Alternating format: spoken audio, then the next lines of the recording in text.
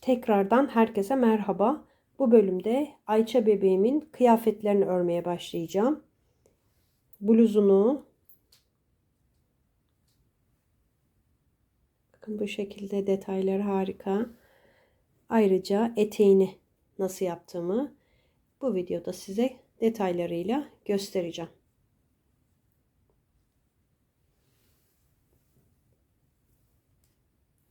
Bir sonraki bölümde de ayakkabılarını, çantasını ve gözlüğünün yapımını anlatacağım. Şimdi etek yapımıyla bu videoya başlıyorum. Kanalıma abone değilseniz abone olmanızı, yorum ve beğeniyle de bana destek olmanızı istiyorum. Şimdi herkese kolay gelsin. Kıyafetlerinde bu iki ipi kullanacağım. Etrofil Jeans 0.65 numaralı bu gri ipi kullanacağım. Füme rengi. Alize Cotton Gold'un açık mavi 513 numara. Bir de bunu kullanacağım. Tığım 2 milimetre. Şimdi gri iple başlıyorum. Zincir çekmeden önce burada 1,5 metre kadar şöyle ip bırakalım ucunda. Önce burada düğüm atıyorum.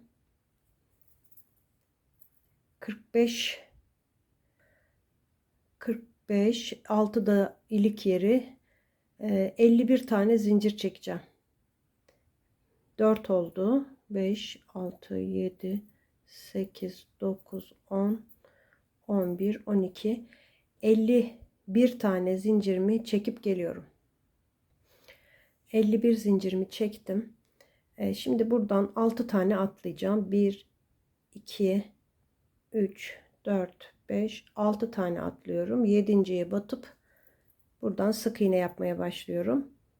İlik oluşturdum. Burada 45 tane sık iğne olması lazım arkadaşlar.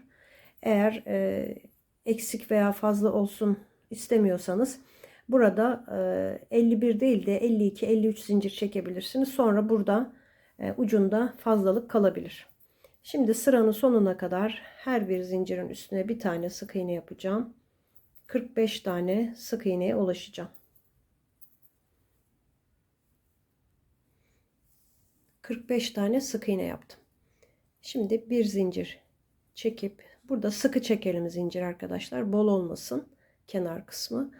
İlk sık iğneye batıyorum. Buradan 2 3 4 5 6 7 8 9 10 tane sık iğne yaptım. Sıradaki sık iğnenin içine çift yapıyorum. 10 tek bir çift. Şimdi burada arada ön kısımda 23 tane sık iğne öreceğim.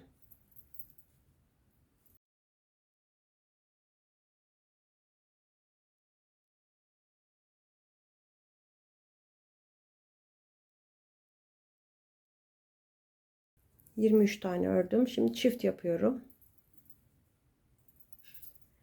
Kalan 10 sık iğnemi örüyorum.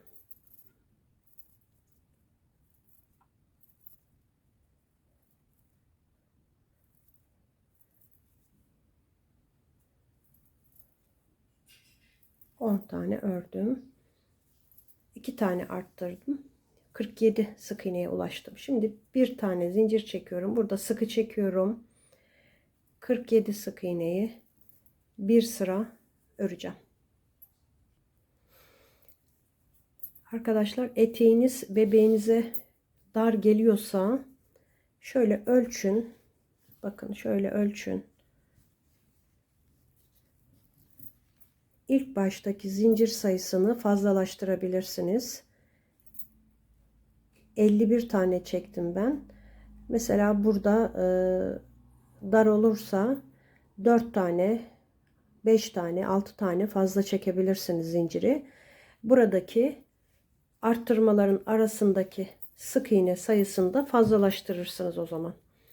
Yani bunu ayarlamak kolay. Çünkü tam yapıyorum. Üzerine göre yapıyorum. Bol olunca güzel olmaz bu model. Onun için dediğim şekilde yapabilirsiniz. Bir tane zincir çektim, döndüm. Şimdi burada 4, yine 10 tane zincir çek, 10 tane sık iğne yapıyorum. 5, 6, 7, 8, 9, 10 tane ördüm. Çift yapıyorum. 10 tek, bir çift. Arada 25 tane sık iğnem olması lazım. 25 sık iğne yapacağım.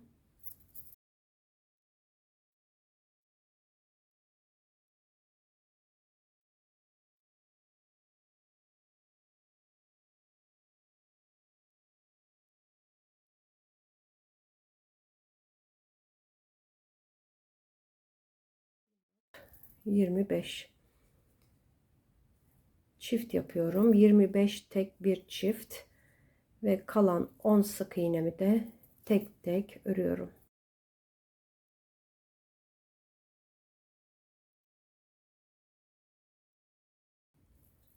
On tane ördüm. Bir zincir çekiyorum sıkı bir şekilde. Sayım 2 tane daha arttı. 49 oldu. 49 sık iğneyi yine bir sıra öreceğim. Bir sıra 49 sık iğne yapacağım. Bir sıra ördüm 49 sık iğneyi. Bir zincir çekip dönüyorum. Yine burada 10 tane sık iğne örüyorum.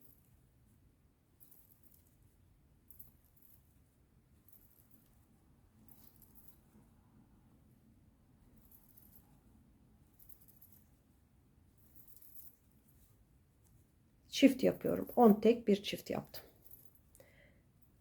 Şimdi arada 27 tane sık iğnem var.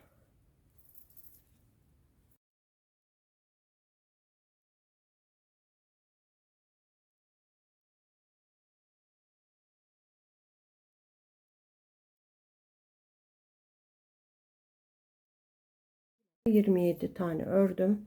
Çift yapıyorum. 10 tane sık iğnem kaldı.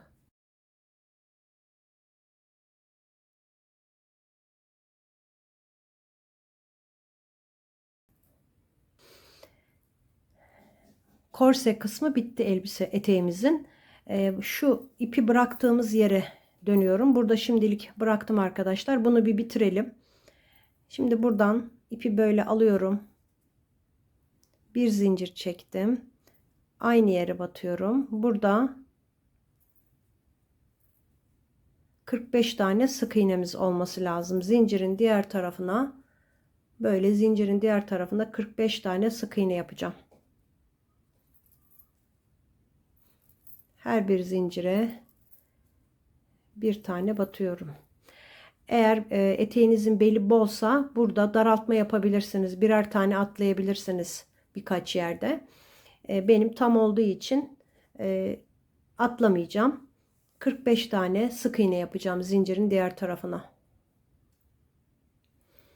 Sık iğnelerimi yaptım arkadaşlar. İpim tam yetti. Burada küçücük kaldı. Ona da iğne taktım. Şöyle iğneye taktım ipin ucunu ve buradan içeriye alıyorum.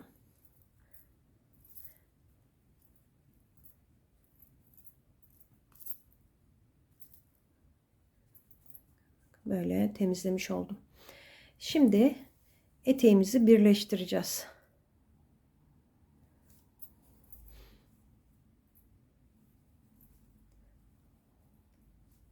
Burada bir zincir çekmiştim. Onu söktüm. Bu şekilde birleştireceğim eteğimi. İlk sık iğnenin içine ilmek kaydırma yapıyorum. Bir tane, iki tane zincir çektim. Üzerine doluyorum. Aynı yere, bakın aynı yerin ön halkasına batacağım. Burada fırfırını yapacağız. Ön halkalarını yapacağız fırfırı. Bakın şöyle üzerine doluyorum. Burada çift yapmış oldum. Yanındaki halkaya geçiyorum. İkili trabzan. Aynı yere bir tane daha. Yandaki halkanın ön halkasına trabzanımı yapıyorum. Çift yapıyorum. Her bir halkaya, her bir sık iğnenin üstüne çift yapacağım. Ön halkalarından yapacağız. 2 halkasına birden batmıyoruz. Bakın böyle 2 halkasına batmayacağım. Tek halkasına batacağım.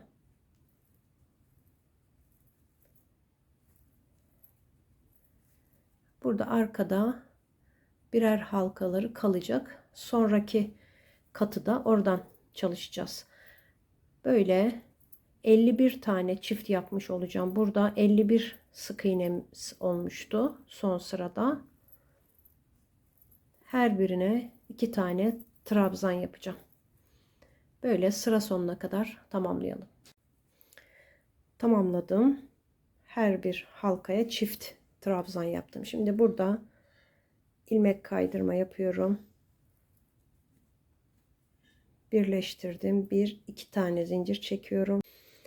Sayım 102'ye ulaştı. Şimdi 102 trabzanı 2 sıra daha öreceğim. Tamamladım. 2 sıra daha 102 sık iğne, 102 trabzan yaptım. Şimdi ilk trabzanın üstüne ilmek kaydırma yaparak birleştiriyorum. Burada 2 tane zincir çekiyorum. Şöyle şu sıraya geçeceğim. Böyle ipi kesmeden yukarıya geçmek istiyorum. İsterseniz kesebilirsiniz. 3 tane zincir çektim. 4 tane çekeyim arkadaşlar. Şuraya ilk kısmı ilmek kaydırma yaptım. 2 tane zincir çektim. Bakın böyle yukarıya geçmiş olduk. Şimdi burada aynı yere batıyorum.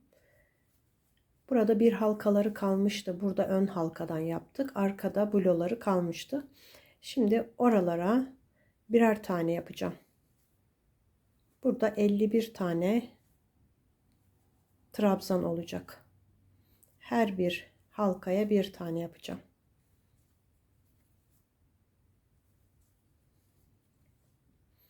Bu şekilde böyle hepsini tamamlayıp geliyorum. Tamamladım. Burada ilk trabzana bağlıyorum. 2 zincir çekip aynı yere batıyorum. Bir sıra daha 51 trabzan yapacağım.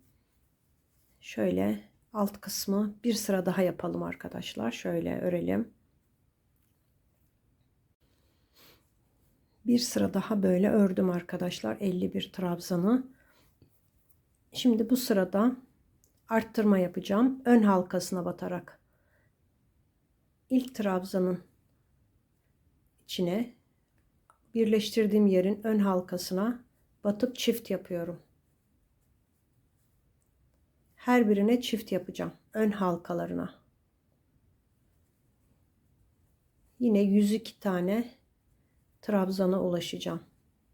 Her birine çift yapıyorum. Aynı buradaki gibi bir sıra yapacağım, bu çiftleri yapacağım. İlmek kaydırma ile birleştirip iki zincir çekip 102 sık iğneyi bir sıra öreceğim arkadaşlar. Burada 2 sıra ördük. Burada bir sıra örüp geleceğim. Sonra başka bir işlem yapacağız çünkü.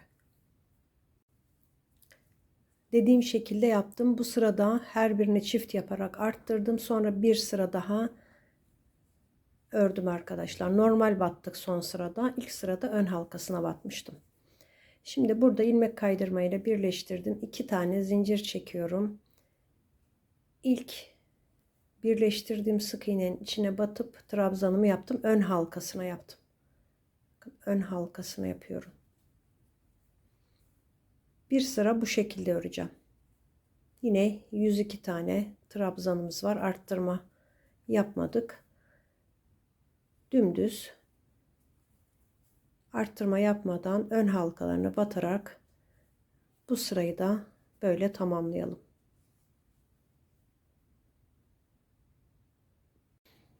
Ördüm arkadaşlar. Bir sıra tamamladım. Burada ipimi kesiyorum.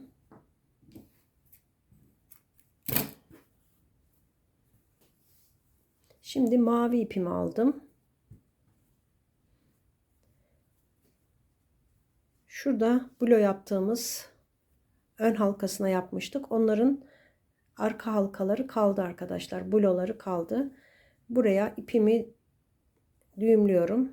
Şöyle.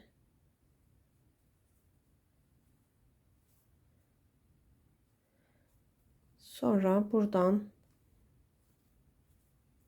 aynı yere battım. Zincir çektim. 2, 3, 4 tane zincir çekiyorum. 1, 2, 3, 4 tane atlıyorum. 5.'ye batıyorum. Sık iğne yapıyorum. 1, 2, 3, 4 zincir.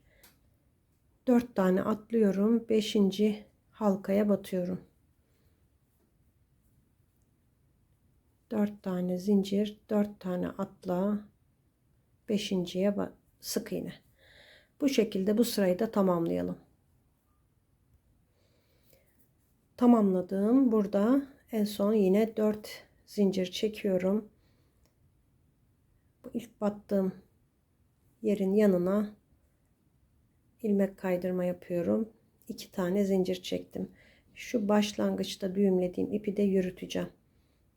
Burada 1, 2, 3, 4, 5 tane trabzan yapıyorum zincirin içine. Her bir zincirin boşluğuna 5 tane trabzan yapacağım.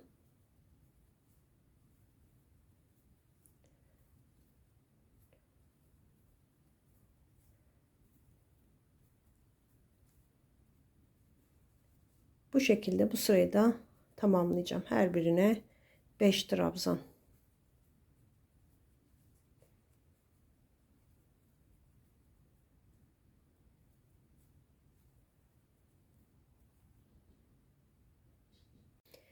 Tamamladım. Böyle burada ilmek kaydırma yaparak birleştiriyorum. Bir zincir çekip ipimi keseceğim. Bu ipleri içeriye iğneyle gizleyeceğim arkadaşlar. Bakın böyle şu kısmı şöyle elinizle düzeltin. Yatsın şu şekilde. Bakın eteğimiz böyle bitti arkadaşlar. Mavi iple şuraya ilmek kaydırma yapacağım bir de.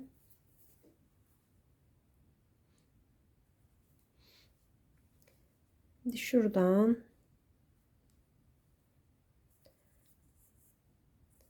ipi alıyorum. Mavi ipi.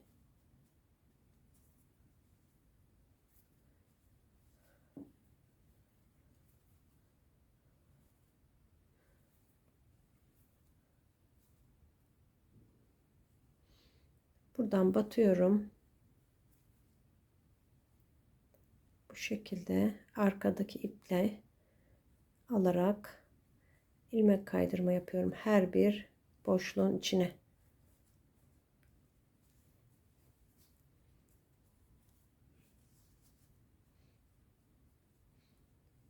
Böyle hepsini yapacağım.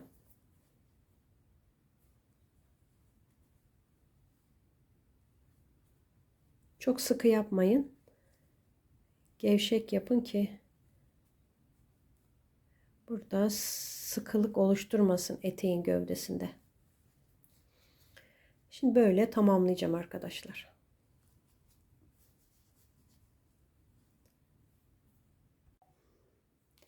Eteğim bitti. Bakın bu şekilde.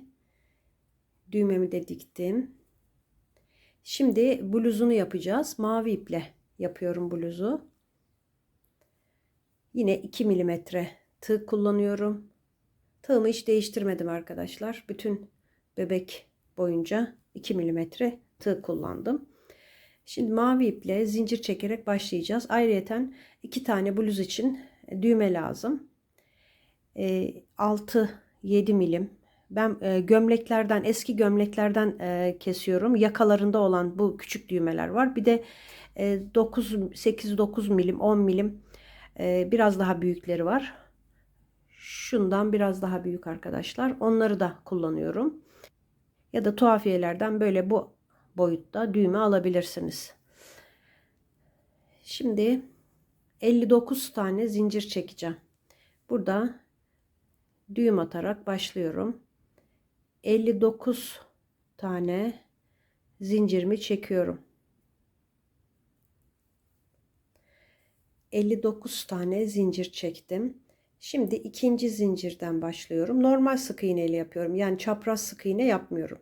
İkinci zincirden başlayıp 7 tane sık iğne örüyorum.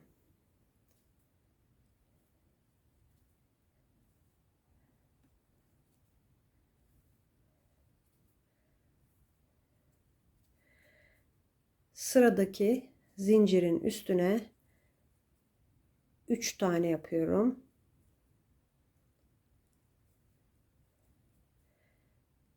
Devam ediyorum. 12 tane sık iğne öreceğim.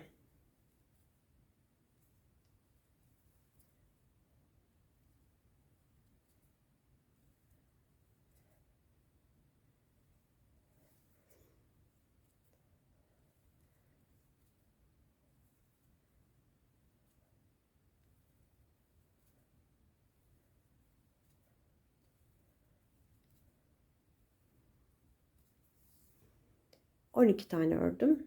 Yine sıradaki zincirin içine 3 tane yapıyorum.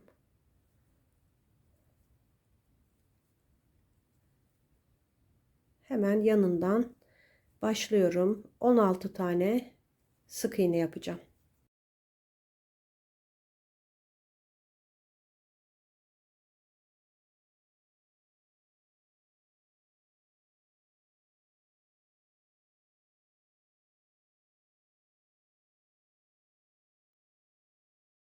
On altı tane ördüm. Sıradaki zincire 3 tane yapıyorum. Aynı yere 3 tane sık iğne yaptım. Şimdi yine 12 tane kol için, omuz için 12 tane örüyorum.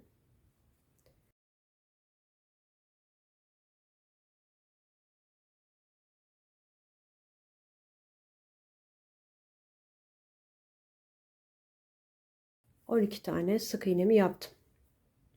Sıradaki zincire 3 tane yapıyorum. Aynı yere 3 tane sık iğnemi yaptım ve kalan 7 sık iğnemi de tek tek örüyorum.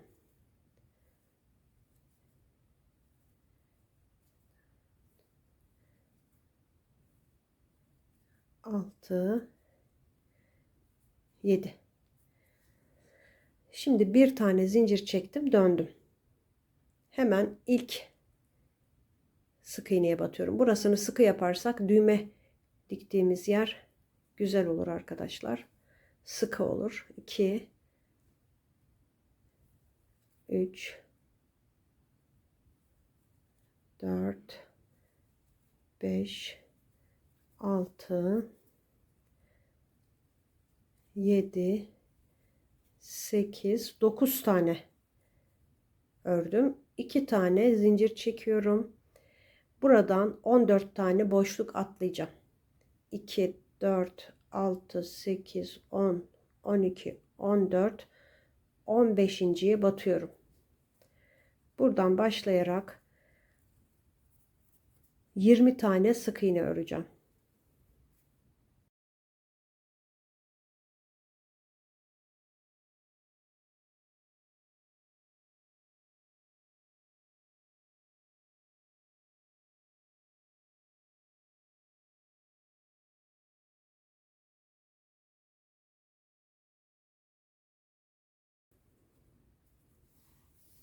Yirmi tane sık iğnemi yaptım.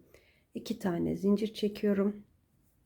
Yine koldan 14 tane ayıracağım, atlayacağım. 2 4 6 8 10 12 14 tane atladım. 15.'ye batıyorum. Buradan 9 tane sık iğne öreceğim.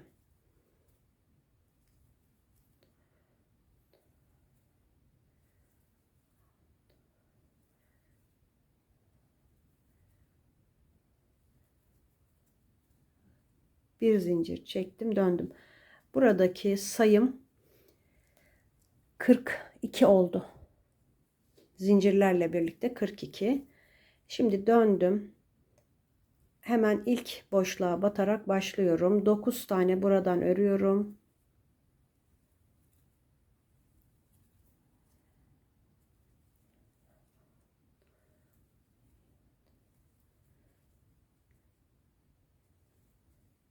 9 tane ördüm. Zincirin üzerine şöyle çeviriyorum zinciri.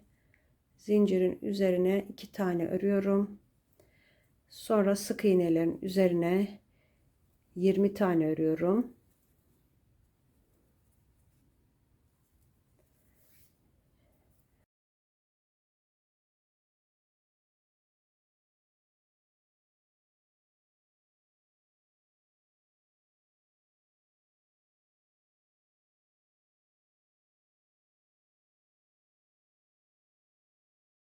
Yirmi tane ördüm.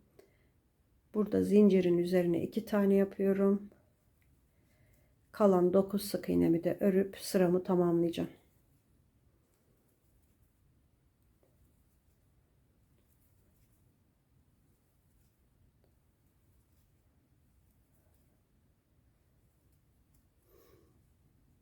Bir zincir çekip döneceğim. Burada sayımız 42.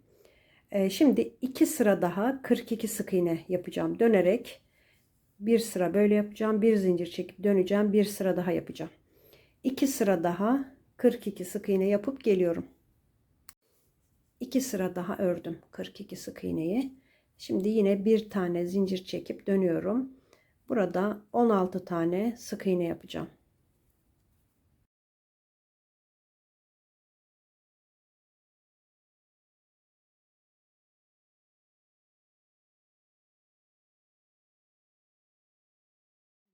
On 16 tane ördüm. 10 tane zincir çekiyorum. 4, 5, 6, 7, 8, 9, 10 tane zincir çektim. 10 tane atlayacağım. 2, 4, 6, 8, 10. 11.'ye batıyorum. Buradan yine 16 tane sık iğne öreceğim.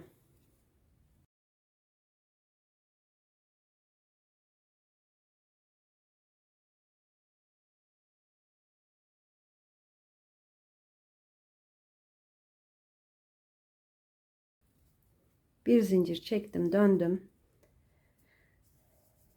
Şimdi 16 tane zincire kadar örüyorum.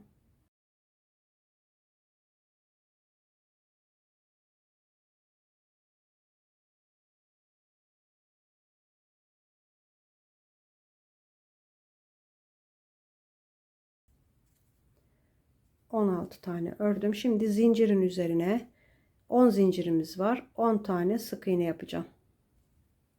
Zinciri şöyle ön kısmını çevirin. Tek halkasına 10 tane sık iğne yapıyorum.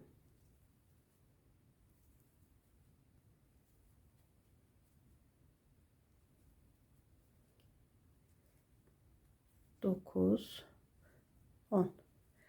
Şimdi yine 16 sık iğneyi sıranın sonuna kadar öreceğim. Böyle 16 sık iğne yapalım.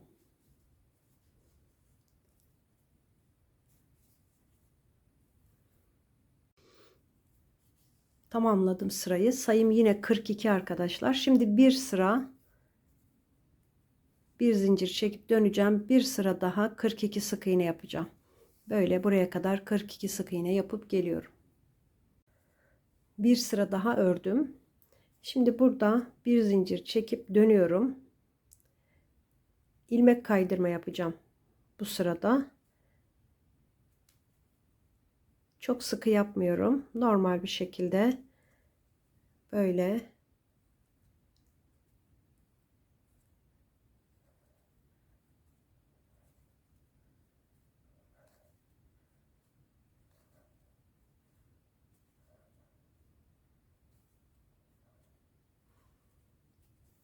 buraya kadar yapacağım. Sıranın sonuna kadar. Bakın böyle ilmek kaydırmalarımı yaptım. Şimdi burada bakın son ilmek kaydırmadan sonra 2, 3, 4, 5, 6 zincir çektim. Şuraya, buraya değil de arkadaşlar şu ikinci sıranın boşluğuna yaparsak düğmemiz daha rahat girecek. Böyle her bir sıranın boşluğuna ilmek kaydırma yapıyorum.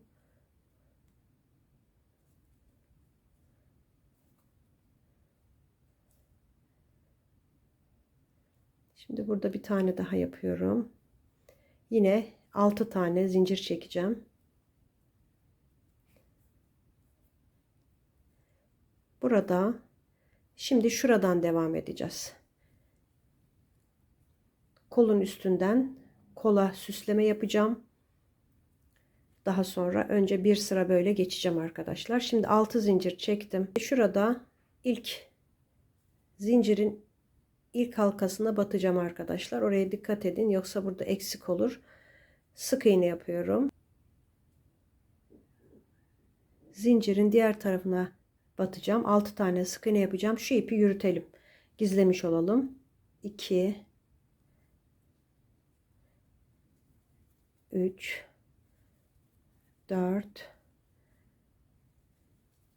5 6 tane ördüm. Bakın burada şu köşe yanında bir tane kalması lazım. Ona batıyorum. 7. sık iğneye battım, çektim. Ortaya battım, çektim ve buradaki ilk sık iğneye battım, çektim. Burada eksiltme yapacağım. Üçlü eksiltme. Sonra buradan devam ediyorum arkadaşlar. 1 2 3 4 5 6 7 8 9 10 tane örüyorum. Yine burada bakın, bir tane buraya, bir tane buraya, bir tane buraya. Şu 3 sık iğneyi birlikte alıp eksilteceğim. Battım, çektim, battım, çektim, battım, çektim ve topluyorum. Ön kısımdan devam ediyorum. Her bir zincire batıyoruz. 5 oldu.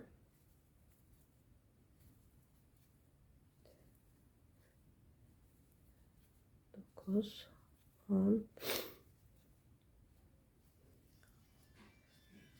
13 14 tane sık iğne yaptım. Yine üçlü eksiltme yapacağım.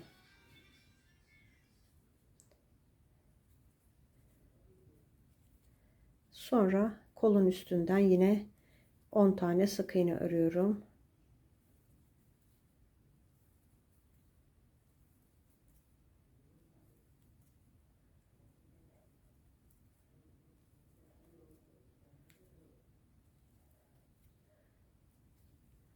On tane ördüm. Burada yine eksilteceğim üçlü. Battım, çektim. Battım, çektim. Buraya da topladım. Kalan 6 sık iğnemi de örüyorum.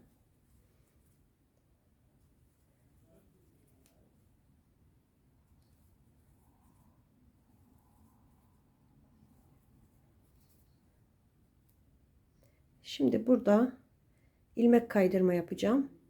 Şuraya geçiyorum.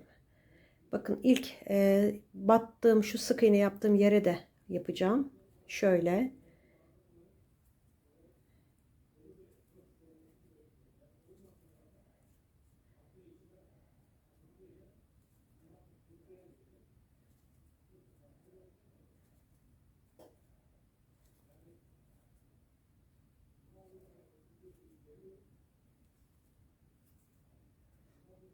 Bir tane de şuraya yapıp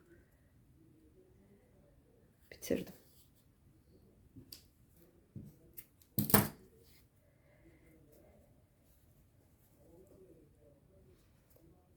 Bu iplerimi temizleyeceğim arkadaşlar. Bunu yürütmüştük zaten.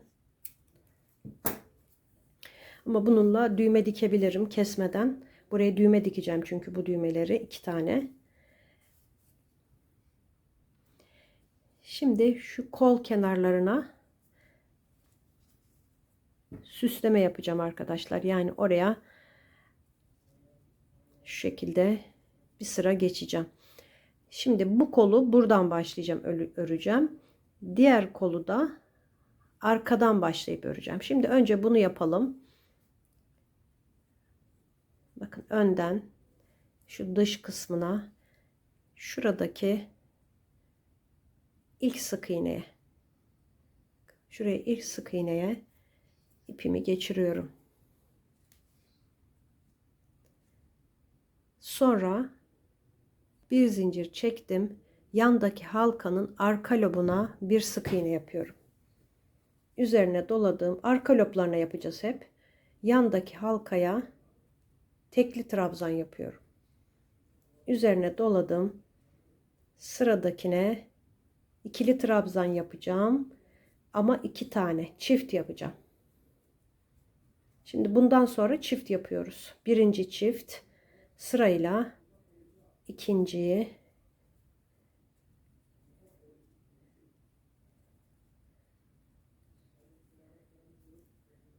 üçüncü,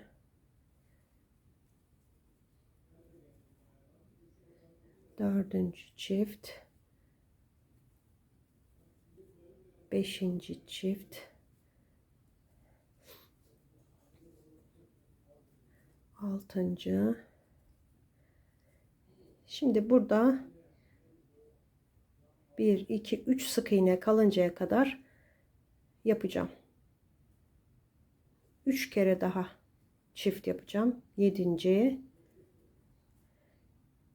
8. çift, 9. çift.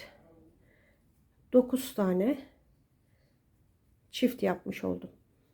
Şimdi burada üzerine doluyorum. Arka lobuna tekli trabzan, yanındakine bir sık iğne ve son halkaya da ilmek kaydırma yapıyorum.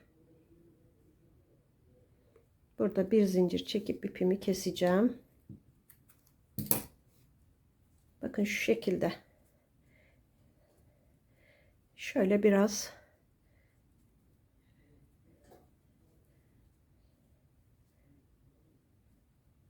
sanki büzgü gibi şöyle yapabiliriz. Bu ipleri de içeri alıp gizleyeceğim. Şimdi diğer kolu da bakın bunu buradan başladık. Çünkü ön yüzünün gelmesi gerekiyor. Buradan başlarsak ters olur. Şimdi şöyle tutuyorum. Arkadan başlıyorum diğer kolu da. Şuradaki ilk sık iğneye batıyorum. Şuna bir zincir çektim. Yandaki sık iğneye bir tane sık iğne yaptım. Arka lobunu yapıyorduk arkadaşlar. Sonra arka lobuna tekli trabzan, arka loblarına çift yapacağım. Aynı diğeri gibi çiftlerimi yapacağım. Burada 3 tane sık iğne kalıncaya kadar yapacağım. Sonra tekli trabzan, sık iğne ve ilmek kaydırma yapıp aynı burada bunun sonunda yaptığımız gibi bitireceğim.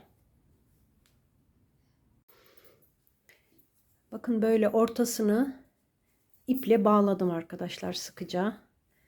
Fiyonk şeklinde yaparak şöyle yaptım, tam ortasından bağladım. Şimdi şuraya fiyonkun uçlarını yapacağım. Bunu fiyonk olarak düşünün. Uçlarını yapacağım. Mavi iple 25 tane zincir çekiyorum.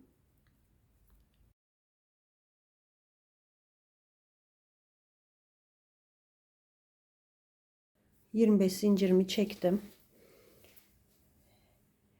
Şimdi ikinci zincire batıyorum. İlmek kaydırma yaptım. Yanına sık iğne yapıyorum.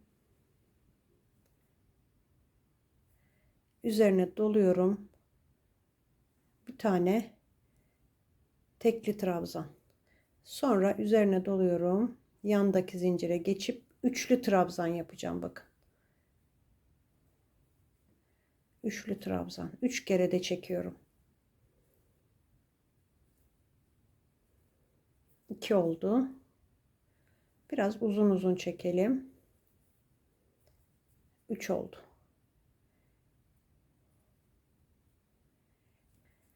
Şimdi ikili trabzan yapıyorum. Bir tane. Üzerine doladım. Bir tane tekli trabzan yapıyorum. Hepsini birlikte çekiyorum. Sık iğne yapıyorum. Bir tane. Sonra 3 tane ilmek kaydırma yapacağım.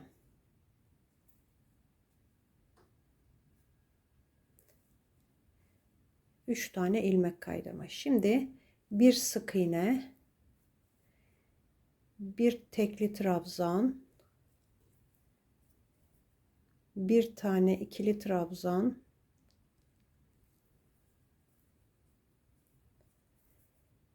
üç tane üçlü trabzan yan yana,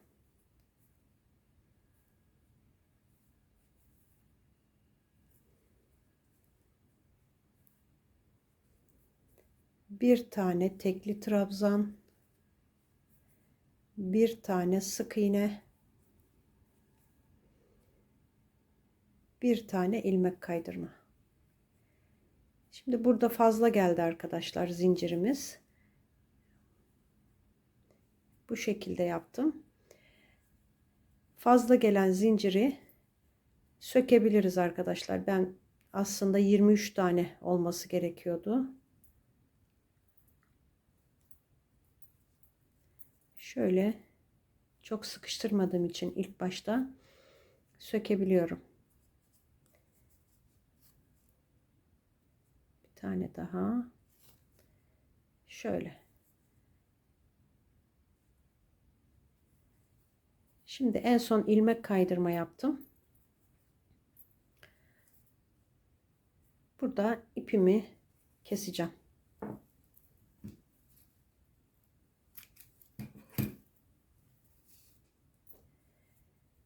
Bu iki ipi düğümlüyorum. Şöyle. Sonra iğne ile içeri çekeceğim arkadaşlar. İğne takacağım. İçeri çekeceğim iki ucu da. Bu şekilde temizledim. Şimdi burada bıraktığım iplerle bunun ortasından şuraya sabitleyeceğim. Önce biraz hafif bir düğüm atıyorum.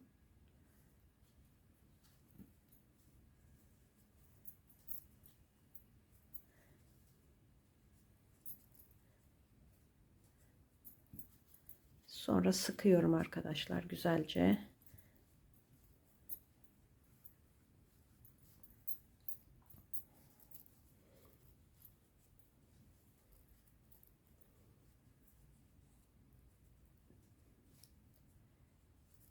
Ortasından böyle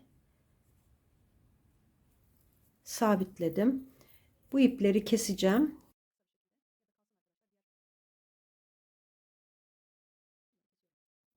Şimdi ortasından iple saracağım. Burayı sabitledim. Böyle iğne taktım 2 kat ipe. Çünkü şöyle geçireceğiz.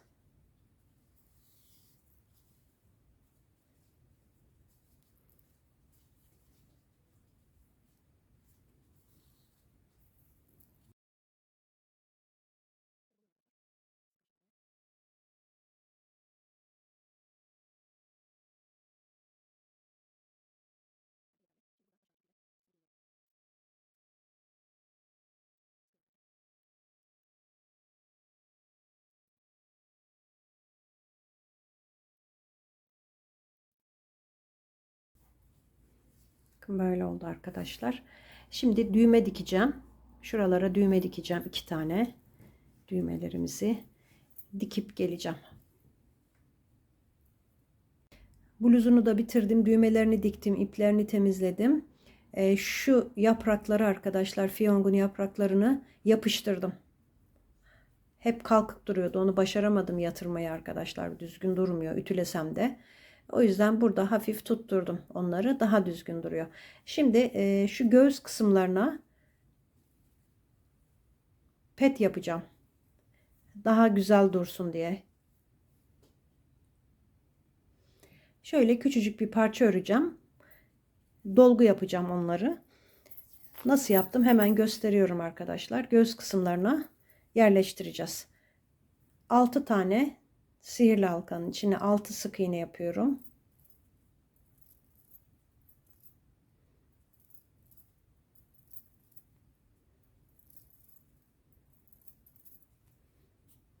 sıkıştırdım. Şimdi sıranın başına ilk sık iğnenin içine batıp ilmek kaydırmayla birleştiriyorum. Bir tane zincir çektim. Burada bir tane örüyorum.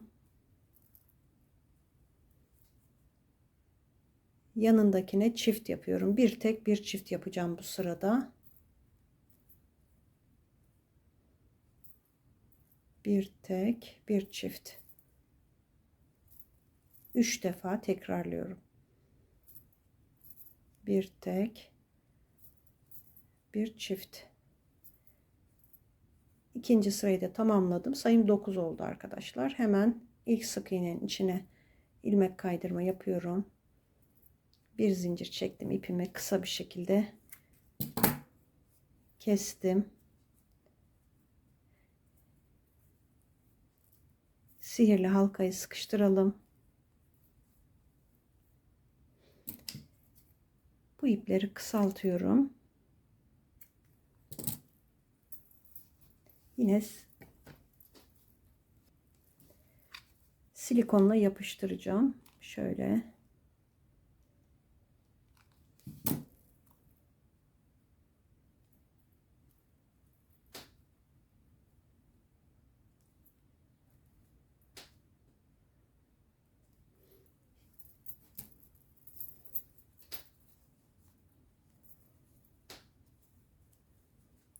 Şimdi göz kısımlarını onları yerleştirelim. Göz kısımlarını şöyle biraz parmağınızla ittirin.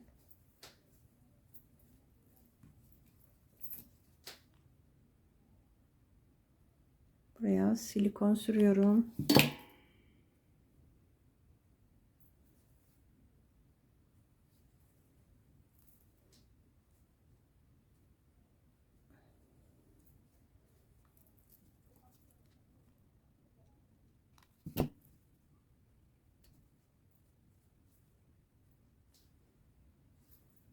Bebeğimizin göğsü olmadığı için arkadaşlar böyle bir formül düşündüm.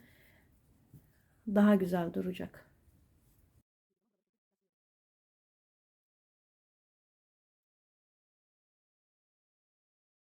Şimdi eteğine ufak bir süsleme yapacağım arkadaşlar. Şöyle zincir çektim. Kaç tane bilmiyorum arkadaşlar. Şu anda 15 santim kadar uzunluğunda. Şöyle fiyonk yapacağız. O uzunlukta bir zincir çekin. Bu burada kalsın. Şimdi eteğimi alıyorum. Arkasını ortalıyorum. Tam yana değil. Yanın bir iki sık iğne, 3 sık iğne bu tarafından başlıyorum. Turuncu iple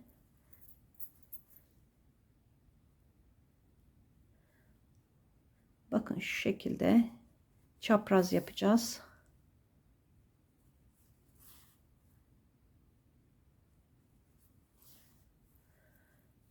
Sonra aşağıya doğru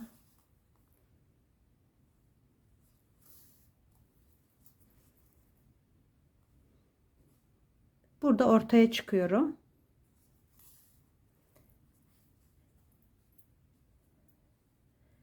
Fiyongu bu şekilde tasarladıktan sonra şuraya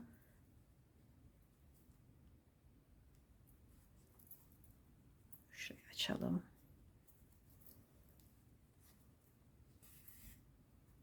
Buraya sabitleyeceğim.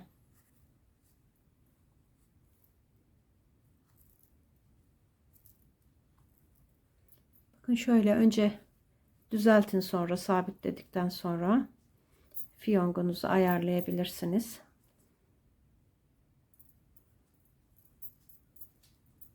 Sonra birkaç tur böyle gideceğim.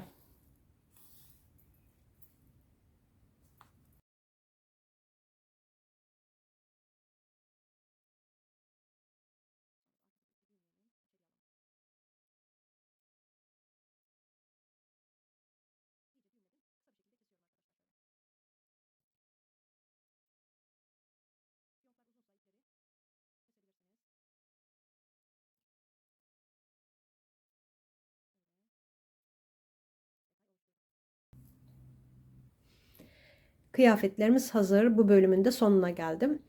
Tekrar görüşmek üzere. Hoşça kalın.